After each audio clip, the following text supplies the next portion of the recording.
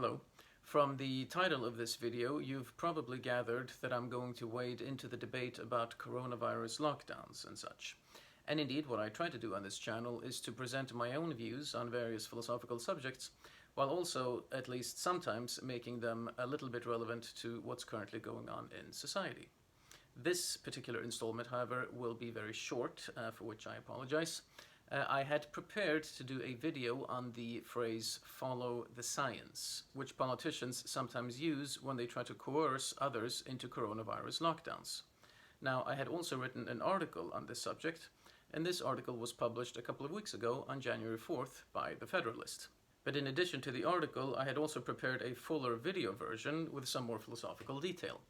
But as it turns out, in my infinite wisdom, I surrendered the copyright of the material to The Federalist.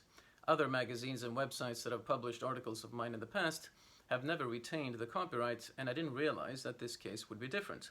And so unfortunately, I'm not able to offer in a video format the full presentation that I had prepared, because if I did, I'd actually be guilty of copyright infringement, even though the words are my own.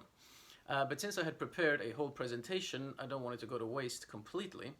So what I'm going to do instead is to offer here a very brief introduction to my argument, and then link to the full article in the video description below for those who are interested in the topic.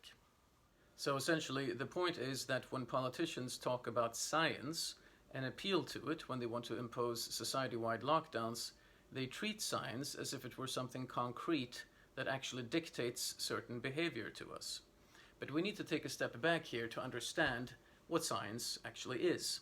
The question, what is science, is itself not a scientific question, which is why a number of scientists themselves get it wrong and sometimes overestimate their own power and their own reach. The question, what is science, is in fact meta-scientific. That is to say, it is beyond science. It is a philosophical, a metaphysical question. And as many of you watching this know, there is a whole branch of philosophy devoted to precisely this question, known as the philosophy of science. And this is sort of where I have to stop, unfortunately, in order to avoid copyright infringement. But I'll say still that it helps if we try to think of science as more of a verb than as a noun. Science is a way of performing an action so as to arrive at certain data. It is not an entity that decrees to us how to act.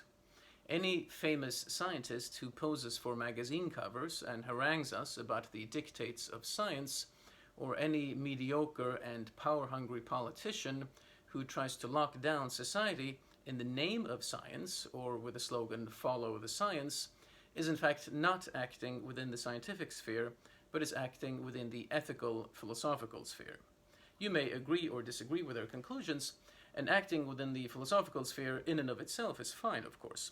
But if they tell you that they are acting in the name of science, or that they are following the science, then you should not listen to them, because either they are disingenuous, or they don't know what they're talking about. Because science does not take sides, and science is not an entity that issues dictates about how we should act. So, that is as far as I can go here, unfortunately. So as I said, I'm linking to the article in the description below this video, and I apologize again for this truncated format.